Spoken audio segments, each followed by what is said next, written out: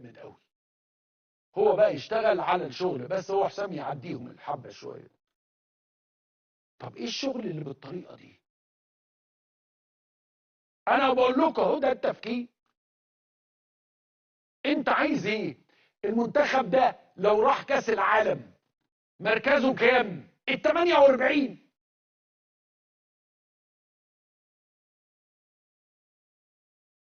انت النهارده في مصر، انت سمعت حد بيقول لك انا عايز اروح كاس العالم واعمل فرق؟ اسمع المغاربه بيتكلموا بيقولوا ايه. المغاربه كانوا طماعين المره اللي فاتت، كانوا عايزين الكاس. انت كمصر عايز ايه؟ انا يا عم اهو وصلتك كاس العالم بقى، وادي تذاكر الطياره، ويبقى روح ديزني لاند كده وانبسط ونبقى نتقابل. هو ده. انت سمعت حد في مصر بيتكلم عن طموح كاس العالم؟ ده اتحاد طموحلس، ليس له طموح، هو بيصاب بالقطعه.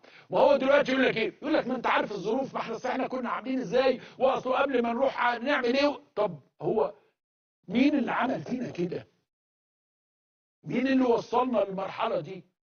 انتوا كل اللي في دماغكم دلوقتي وفي دماغي والله وفي دماغ الدنيا كلها حلم الوصول للمونديال. الحمد لله وصلنا للمونديال. طب وبعدين؟ طب لما وصلت المره اللي فاتت حصل ايه؟ والمره اللي قبليها حصل ايه؟ فاكر؟ انا كنت هناك، انا كنت هناك.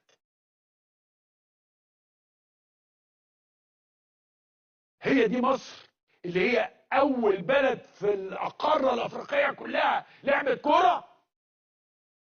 الاسامي اللي موجوده دي، اما اكلمك على زيزو وعلى تريزيجيه وعلى صلاح وعلى الشناوي وعلى مرموش وعلى مصطفى محمد بنتكلم على محترفين كبار.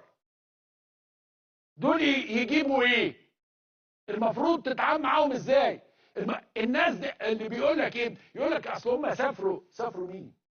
انت عارف الشناوي ده الفتره اللي فاتت دي كان بيركب كام طياره وبيسافر كام حته وبيروح بيلعب كام بطوله، طالع من بطوله افريقيا على كاس العالم للانديه على ولا حد قال حاجه وقتها. انما اول ما ده يحصل يقول لك حراره ايه؟ دي اللعيبه دي بتلعب في الحراره دي على طول. محمد صلاح ده بيلعب كام ماتش كل كام يوم، على الاقل يومين ونص ويومين ونص، عنده ماتش وماتش وماتش، واحد في بولندا والتاني في اسبانيا والتالت في لندن والرابع في مانشستر والخامس استشفاء. بص يا جماعه، بص الموهبه، بص العبقريه، بص يا مؤمن احنا في مجموعة فيستك، في مجموعة أونطة. بوركينا فاسو اتعادلت من شوية، فاحنا كده الفرق بيننا وبينهم 5 نقط. انت فاهمني، احنا متربعين في الصدارة. مع أدائنا اللي زي الزفت اللي كان موجود النهاردة، مع المكسب اللي كان في ايدينا يعني وضاع مننا، ومع ذلك برضو احنا متربعين في الصدارة. احنا الى الان متربعين في الصدارة، تمام. بنسبة كبيرة جدا ان شاء الله منتخب مصر يقدر ان هو يصعد لكأس العالم ونفرح كلنا ونزقطط وبتاع، تمام.